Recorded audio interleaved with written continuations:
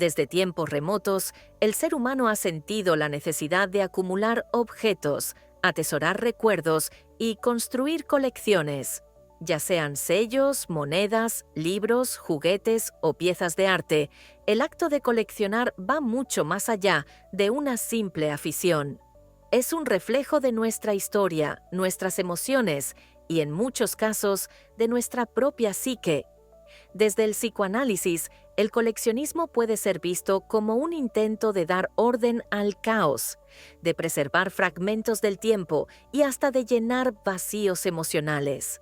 Sigmund Freud relacionó este impulso con la fase anal del desarrollo, en la que la retención y el control juegan un papel fundamental. Para otros teóricos, como Melanie Klein, coleccionar es una forma de reparación emocional, una manera de recuperar algo perdido o de construir una identidad a través de los objetos. Pero, ¿qué diferencia a un coleccionista apasionado de alguien que acumula compulsivamente? ¿Por qué algunos objetos parecen tener un valor simbólico tan profundo? En esta exploración desde el psicoanálisis, descubriremos cómo el coleccionismo puede ser una manifestación de control, deseo, nostalgia e incluso una expresión de narcisismo o sublimación. Acompáñanos a sumergirnos en la mente del coleccionista y a descubrir qué nos dicen nuestras colecciones sobre nosotros mismos.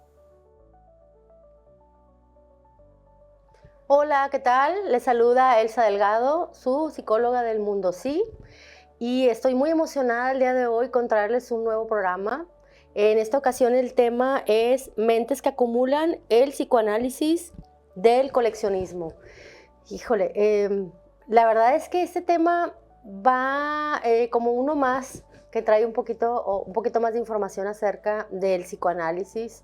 Ya saben que este tema a mí me encanta y voy a tratar de no aburrirlos, traerlos puros temas de ese tipo, pero la verdad es que a mí me fascina. Hemos estado viendo en algunos programas, por ejemplo, estuvimos hablando de las etapas psicosexuales de Freud y entre ellas vimos lo que es la etapa anal. Bueno, el programa de hoy vamos a retomar un poco ese programa, ese tema más bien, porque tiene que ver con el tema de la colección, ¿no? Por el tema de lo retentivo, por el acumular y el placer que puede dar a una persona, en este caso ya no es un niño, vamos a pensar que puede ser un adulto, pero que tiene una fijación en esta etapa anal. Pero bueno, palabras clave el día de hoy, podemos ver que vamos a hablar de deseos reprimidos, vamos a hablar de ansiedades y vamos a hablar de lo que intenta buscar una persona con la colección, o sea, qué es lo que intenta llenar. Se habla de vacíos, de llenar vacíos emocionales, también se habla de una cuestión de una compulsión a la repetición, hablamos también que pudiera ser la nostalgia, de alguna manera buscar replicar una y otra vez esa etapa de la vida, ¿no? Vamos a estar viendo a lo largo del programa diferentes tipos de colecciones y cuando es algo que se considera, digamos, dentro del rango de lo establecido normal, a lo que ya no lo es, cuando ya es una compulsión ya patológica, ¿no? Entonces, vamos a ver qué traemos por aquí. Ok, a lo largo de esta presentación vamos a ver el acto de coleccionar. Ok, ¿qué se les ocurre? No sé si ustedes tengan algún tipo de colección, pero bueno, aquí nosotros podemos ver que tiene que ver con ansiedades infantiles de pérdida. Lo que nos decía Sigmund Freud era que la acumulación de objetos podía estar ligada a ansiedades infantiles de pérdida. ¿Sí? Es una manera que el niño tiene de recuperar pues esa pérdida, ¿no? Coleccionar es un intento de querer recuperarla o conservar algo perdido, ¿sí? Esto le da seguridad emocional en la infancia. Y aquí podemos ver ya el punto de la fijación anal. ¿Por qué se vincula con esta fijación anal? Acuérdense que la fijación anal hablábamos que tiene que ver con el control, con la retención y con el deseo de guardar objetos de manera obsesiva. El niño, si ustedes recuerdan en ese programa, cuando yo les explicaba de esa etapa, el niño obtiene placer al retener las heces y los considera como algo preciado, puede ser como algo valioso. Entonces el niño te da o no te da, o en este caso a los papás, sus heces, entonces lo guarda como un regalo, como algo preciado. Cuando esa etapa no ha sido superada, se habla de que hay una fijación. Entonces, los coleccionistas se habla que tienen una fijación en esta etapa anal. ¿Qué quiere decir? Que obtienen objetos, coleccionan objetos, guardan objetos porque les dan un valor. Obviamente es un valor simbólico. No es el juguete, no es el carrito, no es el libro, no es la estampita. Es algo que le representa algo de su infancia, algo que perdió. Muchas veces cuando estamos niños recibimos algún regalo que le dimos algún valor y estuvimos en una época bonita de nuestra vida. Entonces, obviamente relacionamos ese objeto con eso preciado. No sé si ustedes han visto, yo creo que sí, que hoy en día hay un boom, hay un furor porque regresaron las cosas como vintage, los juguetes vintage o los personajes. Si digas Snoopy, yo que soy súper fan de Snoopy, los que me conocen saben que yo, bueno, amo a Snoopy, pero hay quien ama a Snoopy, hay quien ama a Stitch, hay quien ama a Star Wars, a ¿quién se les ocurre? Por ejemplo, ahorita también, por ejemplo, la Hello Kitty también está de súper moda. Y las personas que somos los chavorrucos, que somos de esta generación, pues estamos así volados porque ahora no solamente nos remite a una infancia, a lo mejor que fue una infancia bonita, una infancia feliz, y es adquirir un juguete, una calcamonía, un mono de peluche, lo que sea, que nos remonta a esa época bonita, sino que también es una manera de llenar esos vacíos por esas cosas que hemos perdido a lo largo de la vida, ¿no? Entonces está padre, pero no todas las personas son coleccionistas. Habrá quien le guste, por ejemplo, el Stitch, y no por eso va a ser un coleccionista. Puede ser que le guste, compre algunas cosas.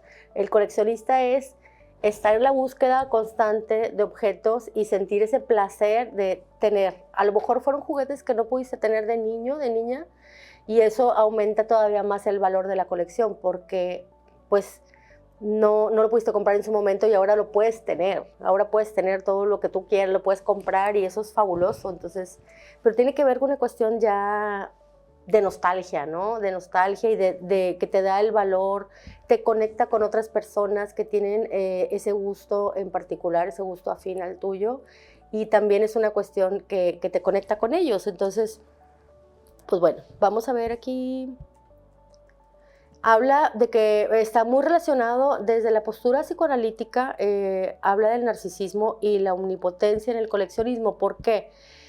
Por ejemplo, Otto Fenikel, que es un psicoanalista austriaco, al igual que Freud, muy reconocido, él ha señalado que la acumulación de objetos genera una sensación de poder o superioridad. O sea, yo tengo este juguete, yo tengo este auto, yo tengo este reloj, yo tengo este bolso, y esto me da poder.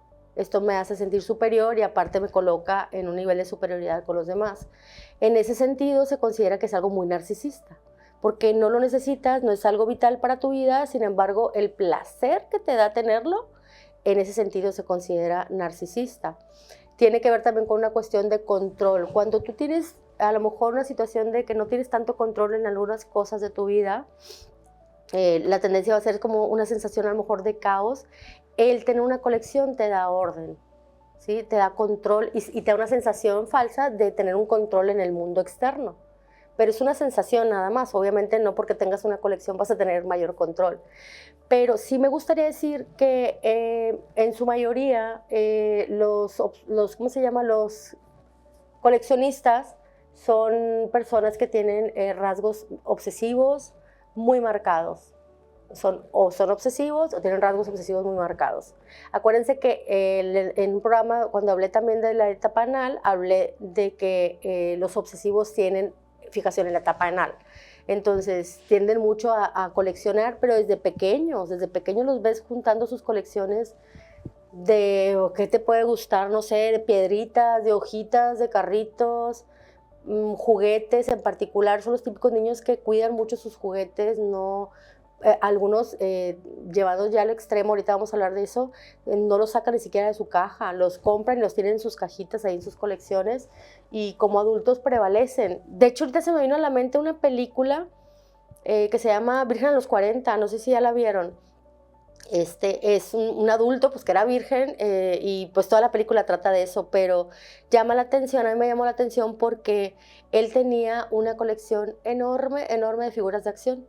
De superhéroes, pero la tenía muy, muy ordenada, todos en sus cajas, y era lo más preciado.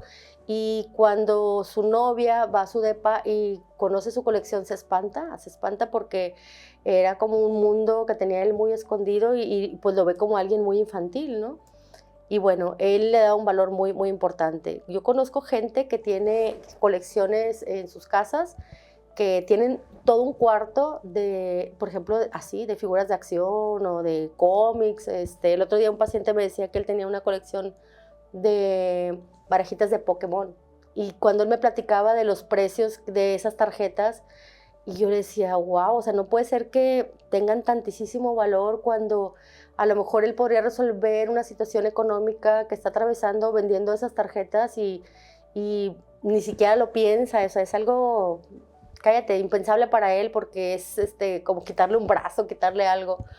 Y en esa parte, ahí sí yo quiero decir, es cuando ya se ve ya más llevado hacia el extremo. No quiero decir el caso que le estoy comentando, sino está lo que son los acumuladores compulsivos que hemos visto. De hecho, hay un programa que se llama así, Acumuladores, que a mí me gusta mucho ver. No sé por qué me gusta mucho verlo, pero porque me estresa mucho a la vez ver toda la cantidad de cosas que acumulan y que la gente ya reduce incluso hasta su movilidad dentro de su casa. Ya no tienen un espacio donde comer, incluso a veces donde dormir, un espacio muy pequeño porque todo está atiborrado de cosas.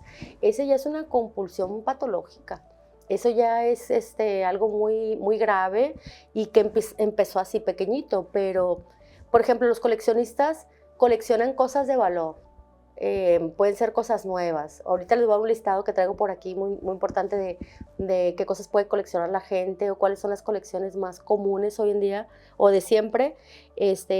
Y está el coleccionista patológico, ya colecciona lo que sea. Puede ser basura, puede ser bolsas, comida echada a perder, artefactos que están ya rotos, viejos.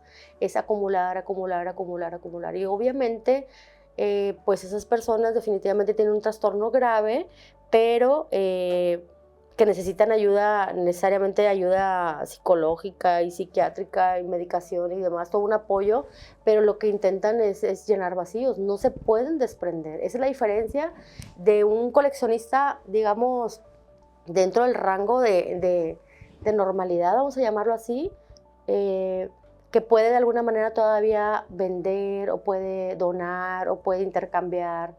O sea, a lo mejor sí le cuesta trabajo, pero está en la búsqueda constante de ese objeto, que es un objeto perdido en la infancia, o sea, pero un objeto simbólico, no físico, que intenta replicar llenando. Por eso es la compulsión a la repetición. La compulsión a la repetición es repetir, repetir, repetir el acto y pues fracasa una y otra vez porque nunca va a conseguir lo que está buscando. O sea, es algo simbólico. No se puede. Tristemente no se puede. ¿Ok? Entonces, vemos aquí coleccionismo saludable, que se obtiene el placer en estar en la búsqueda del objeto, lo que les compartí ahorita. El coleccionismo obsesivo, hay mucha rigidez en la organización y obviamente hay ansiedad si la colección no está completa. Les genera mucha, mucha ansiedad, ¿no? Hay dificultad para establecer límites, pero mantiene cierto orden. O sea, aquí todavía estamos hablando de algo, digamos, dentro del rango normal. Y luego, por último, tenemos lo que es la acumulación compulsiva. Aquí ya la incapacidad de desprenderse de objetos está presente y la acumulación caótica sin organización, causando un deterioro funcional en el espacio vital. Es el ejemplo que yo les ponía ahorita de, ¿cómo se llama? De que ya no tienen ni siquiera el espacio en sus casas para comer, la familia se aleja, o sea, porque viven incluso en muy malas condiciones de higiene. Pero bueno, no es el tema de los coleccionistas el día de hoy. El tema de hoy es bonito, no es tan patológico, digamos. Entonces les voy a compartir un listado que traigo aquí de cuáles son las colecciones más comunes en general. Por ejemplo, uno sería las monedas y billetes. A ver ustedes cuál coleccionan. Ojo, no todas las personas son coleccionistas, recuerden. Sellos postales, que yo creo que, no sé, cada vez se usan menos. Figuras de acción, por ejemplo, los Funko. Las figuras de anime, los superhéroes, creo que son muy comunes. Los juguetes vintage, por ejemplo, Barbies, Hot Wheels, Playmobil, Lego. Los cómics y las mangas, por ejemplo, Marvel, DC, mangas japonesas. definitivamente. Y lo que tienen que ver con colecciones de entretenimiento y cultura pop, traigo lo que son las cartas coleccionables como tipo Pokémon, Yu-Gi-Oh! Y entre otras. Tenemos vinilos y discos de música, videojuegos, consolas, retro, relojes de pulsera, de bolsillo, de pared, las plumas, perfumes, frascos decorativos. Hay personas que juntan los frascos, ¿no? Como una colección. No puede ser que usen tanto perfume, no, es que las coleccionan. Tazas y vasos temáticos, encendedores tipo cipo, llaveros, rocas, minerales. Y así sigue y sigue. Por ejemplo, tenis, bolsos, carteras de diseñador, gorras, botellas de vino, etcétera, etcétera, etcétera. Yo te preguntaría a ti, tú tienes una colección, ¿cuál es la colección que tú tienes? ¿Y qué te hace sentir cuando tú adquieres un objeto más para tu colección? A veces tenemos colecciones que ni siquiera son nuestras. Ahorita le estaba comentando aquí a producción que me acordé que en mi casa a mí me decían un apodo y me decían Tuga. Y me decían Tuga desde niña, que porque decían que todo se me resbalaba y que porque era muy lenta. Y ahora miren cómo hablo, que el productor siempre me está regañando, que hablo muy rápido. Pero bueno, creo que la Tuga le metió el turbo. Y me da risa porque me acuerdo que mi familia, mis amigos, todos los que me conocían, siempre me regalaban tugas, lámparas, figuras de cerámica, de llaveros, bueno, lo que ustedes se pueden imaginar. Me regalaban colecciones y aparte a veces toda la colección de tortuguitas así de cerámica de todos los tamañitos, y yo bien feliz con mi colección de tortugas, hasta que un día descubrí que no me gustaba que me dijeran Tuga, y yo tenía una colección de algo que me recordaba todo el tiempo algo que a mí no me gustaba, y por no poder decir que no, yo tenía esa gran colección. Hasta que un día decidí que si iba a hacer una colección, si yo iba a tener una colección, iba a ser con algo que a mí me representara, que realmente a mí me gustara, y decidí deshacerme de esa colección. Entonces, ojo con eso, porque una colección debe ser de algo que a ti te guste, que tú disfrutes, que te represente algo, que te lleve a lo mejor sí a llenar un vacío, pero a lo mejor también la parte nostálgica de replicar cosas bonitas de tu infancia, no lo sé. ¿No? Ahí cada quien en su casa, cada quien revise por qué tiene esa colección, ¿no? Hay gente que colecciona libros, hay gente que colecciona carros, ¿no? No sé, dependiendo también de cómo se llama, del dinero, ¿no? Porque pues si yo quiero coleccionar carros, pues solamente que sea de Hot Wheels, ¿verdad? Pero bueno, ok. Tenemos aquí, la compulsión a la repetición. Bueno, eso ya lo platiqué. Tiene que ver con un trauma no resuelto, tiene que ver con que te da alivio temporal. Es un alivio momentáneo. Cuando tú compras algo, adquieres algo o intercambias algo, te da una felicidad absoluta, pero es como el tema que yo hablaba en anteriores programas de la dopamina, que te viene el rush de la dopamina cuando viene una compra compulsiva o cuando viene una compra de algo. Bueno, pues es algo similar. En este tema de conseguir algo que a ti te agrade de tu colección, te da mucho placer. Dice, la acumulación de objetos puede ser una forma de lidiar con angustias internas y sustituyendo un vacío emocional. Muy bien. Tenemos los rituales y compulsión en el coleccionismo fetichista. Mantener las piezas en su empaque original sería una de ellas, para conservar su valor y su pureza, o sea, porque si abren del empaque ya perdió su valor. Eso es bien sabido por los coleccionistas. Tenemos una exhibición ritualizada, es exposición meticulosa a los objetos, así como un altar. Los ponen así como de verdad. Restricciones de contacto, evitar tocar los objetos o permitir que otros los manipulen. Ahí, por ejemplo, no sé ustedes cómo guardan sus colecciones o si les tengan tanto valor así. Yo recuerdo a un cuñado mío que tenía colección de películas y las tenía todas así acomodadas en estantes, así acomodadas, y siempre las limpiaba y todo, y no podías moverle una película del lugar porque se daba cuenta, o sea, él sabía el exacto orden. Entonces eso tiene que ver con esa necesidad de control del obsesivo. El obsesivo siempre va a buscar acumular, va a buscar controlar y va a buscar tener todo en orden. La mayoría de los obsesivos son así, muy, muy meticulosos con sus cosas. Y no los toques porque se van a enojar muchísimo. Ok. ¿Han visto ustedes el programa del Precio de la Historia? Seguramente, ¿no? El Precio de la Historia es un programa que a muchos nos gusta y que nos gusta porque precisamente podemos ver el amor que la gente le puede tener a las colecciones o el valor que le puede dar algo, a lo mejor a un póster, a una taza, a una fotografía, a cualquier cosa. Y a mí me impresiona mucho ver cuando hacen la evaluación, el valor que le pueden dar ahí al objeto y cómo la gente guarda tan celosamente esas cosas, ¿no? Y cómo nosotros les damos el valor. O sea, esas cosas son materiales y nosotros somos los que les damos el valor, ¿no? Porque nos conecta con algún ser querido, por ejemplo, con algo bonito o, no lo sé, con alguna experiencia bonita. Y que, muy bien. Tenemos,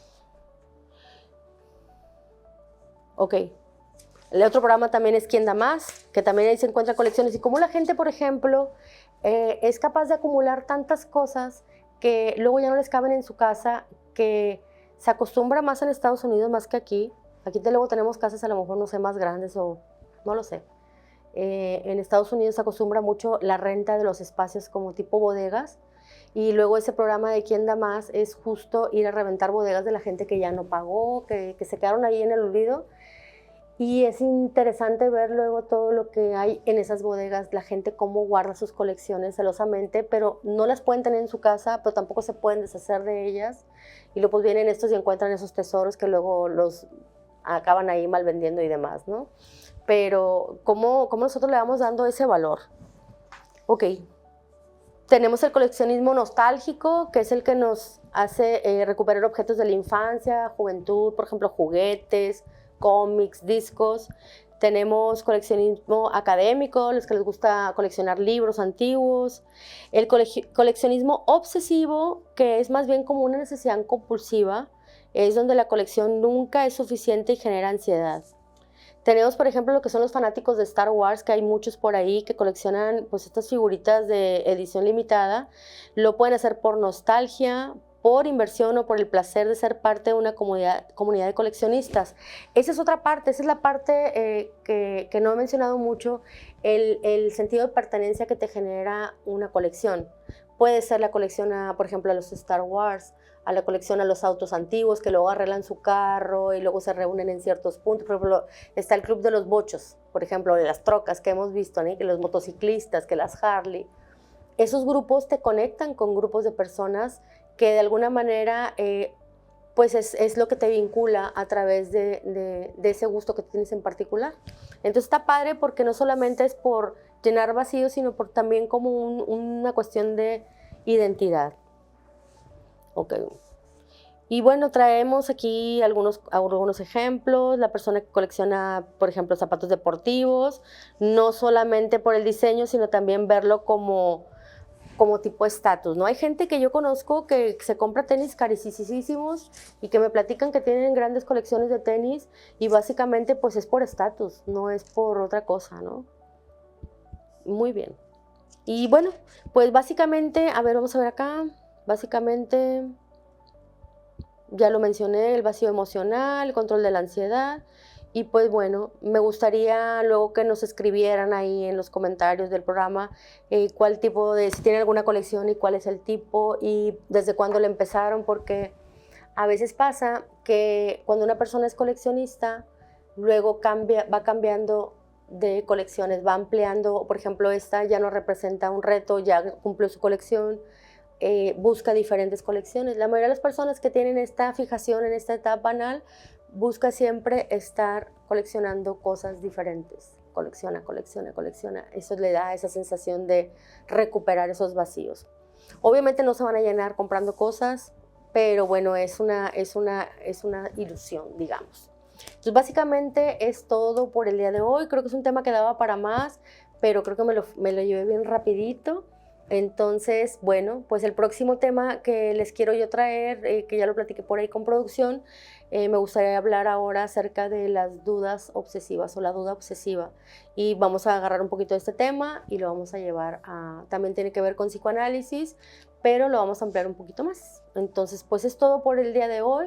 Me dio mucho gusto estar con ustedes. Espero que sigan ahí coleccionando mucho y sean muy felices con sus colecciones. A ver si nos mandan fotitos de sus colecciones, estaría genial, y a ver que nos vamos conectando por ahí. Muchas gracias y nos vemos en el próximo episodio. Bye bye. Somos la plataforma audiovisual de programación intelectual, que ofrece una amplia variedad de programas de análisis que despiertan mentes y desafían pensamientos. Está tremenda esta política, no nada más en nuestro municipio, estado, país. Descubre un mundo lleno de conocimiento y con tan solo un clic, explora nuestros contenidos. Desde lo deportivo hasta el entretenimiento divertido y cultural. Si la persona no está hablando de sus emociones, no las está externando, pues las está externando de manera impulsiva. Conéctate con nosotros a través de todas nuestras redes sociales. En YouTube, en Spotify, en Rumble, en la tienda de la esquina y sobre todo, en su corazón. Únete a la conversación, comparte tus ideas y mantente al tanto de las últimas tendencias. Somos Papi TV, la plataforma audiovisual de programación intelectual.